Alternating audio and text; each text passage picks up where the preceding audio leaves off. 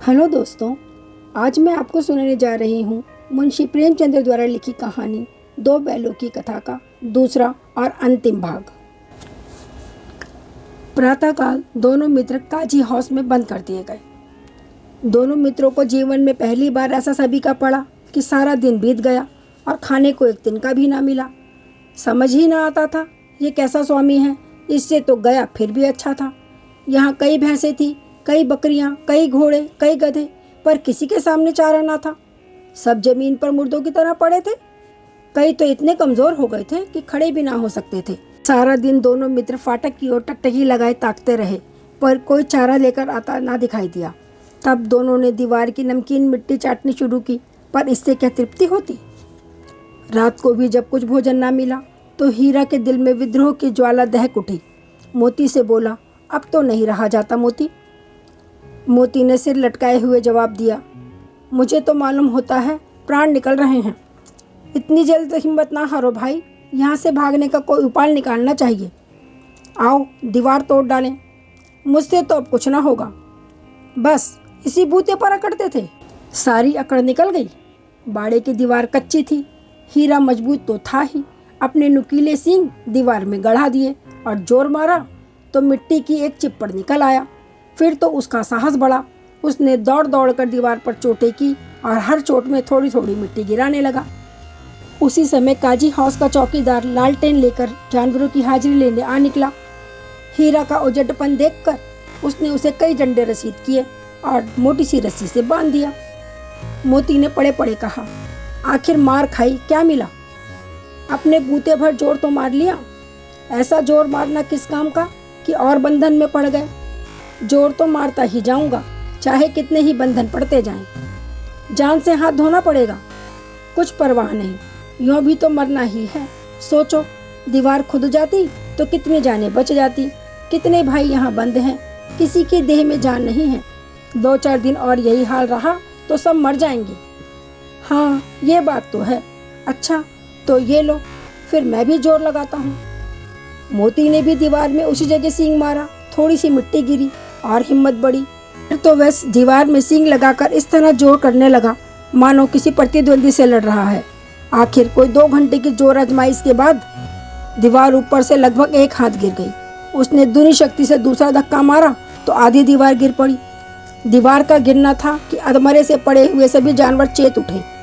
तीनों घोड़ियां सरपट भाग निकली, फिर बकरियां निकली। इसके बाद भैंसें भी खिसक गईं, पर गधे अभी तक ज्यों के त्यों खड़े थे। हीरा ने पूछा, तुम दोनों क्यों नहीं भाग जाते? एक गधे ने कहा, जो कहीं फिर पकड़ लिए जाएं तो क्या हरज है, अभी तो भागने का अवसर है। हमें तो डर लगता है, हम यहीं पड़े रहेंगे। आधी रास्ते ऊपर हो चुकी थी।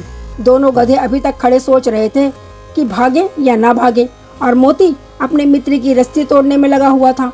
जब वह हार गया तो हीरा ने कहा, तुम जाओ, मुझे यहीं पड़ा रहने दो, शायद कहीं भेंट हो जाए। मोती ने आंखों में आंसू लाकर कहा, तुम मुझे इतना स्वार्थी समझते हो हीरा? हम और तुम इतने दिनों तक साथ रहे हैं, आज तुम विपत्ति में पड़ गए तो मैं तुम्हें छोड़कर अलग हो जाऊं? हीरा ने कहा, बहुत मार पड़ेगी, लोग समझ जाएंगे यह तुम्हारी शरारत है। मोती गर्व से बोला, जिस अपराध के लिए तुम्हारे गले में बंधन पड़ा, उसके लिए अगर मुझ पर मार पड़े तो क्या चिंता।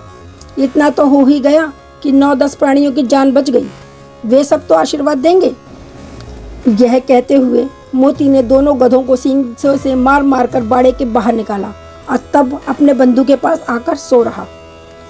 भोर होते ही मुंशी और चौकीदार तथा अन्य कर्मचारियों में कैसी खलबली मची, इसके लिखने की जरूरत नहीं। बस इतना ही काफी है कि मोती की खूब मरम्मत हुई और उसे भी मोटी रस्सी से बांध दिया गया। 1 सप्ताह तक दोनों मित्र वहां बंधे पड़े रहे। किसी ने चारे का एक तृण भी न डाला। हाँ, एक बार पानी दिखा दिया जाता था, यही उनका आधार था।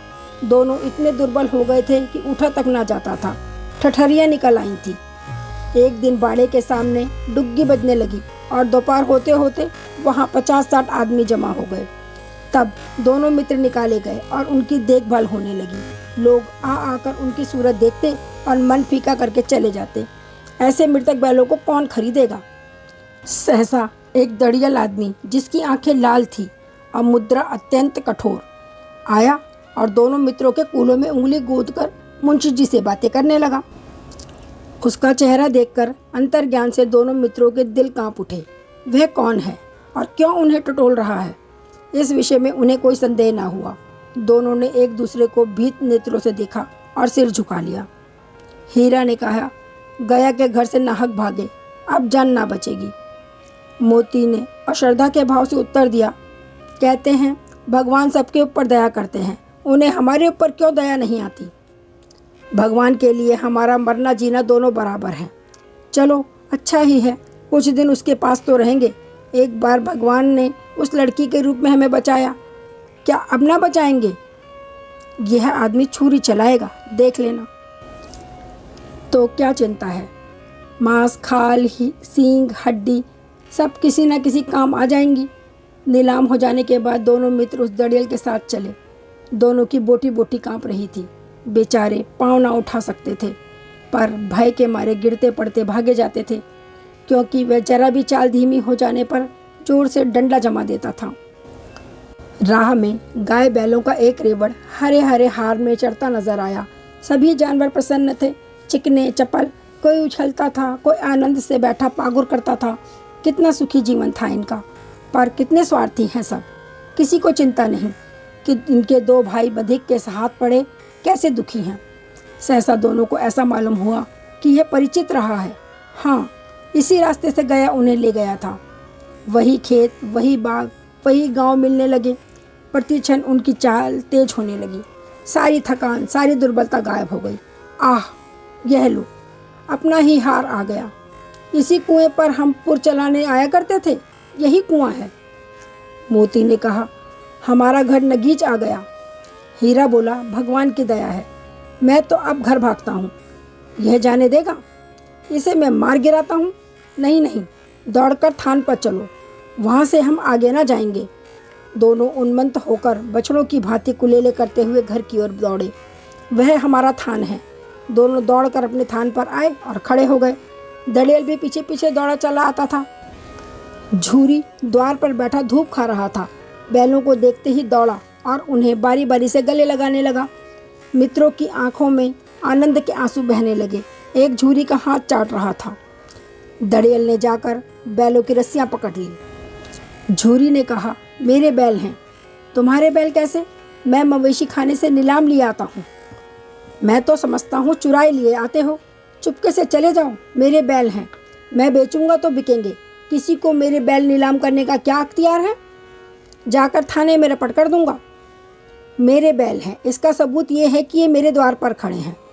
दड़ियल झल्ला कर बैलों को जबरदस्ती पकड़ ले जाने के लिए बढ़ा। उसी वक्त मोती ने सींग चलाया। दड़ियल पीछे हटा। मोती ने पीछा किया। दड़ियल भागा। मोती पीछे दौड़ा। गांव के बाहर निकल जाने पर वह रुका, पर खड़ा दड़ियल का रास्ता देख रहा था।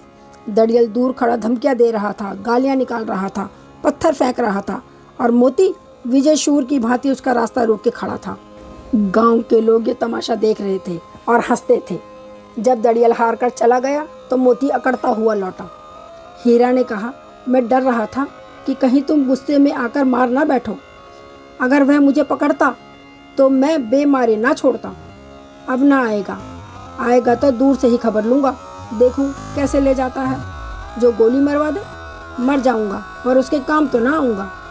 हमारी जान को कोई जान ही नहीं समझता, इसीलिए कि हम इतने सीधे हैं। ज़रा देर में नांदों में खली, भूसा, चोकर और दाना भर दिया गया और दोनों मित्र खाने लगे।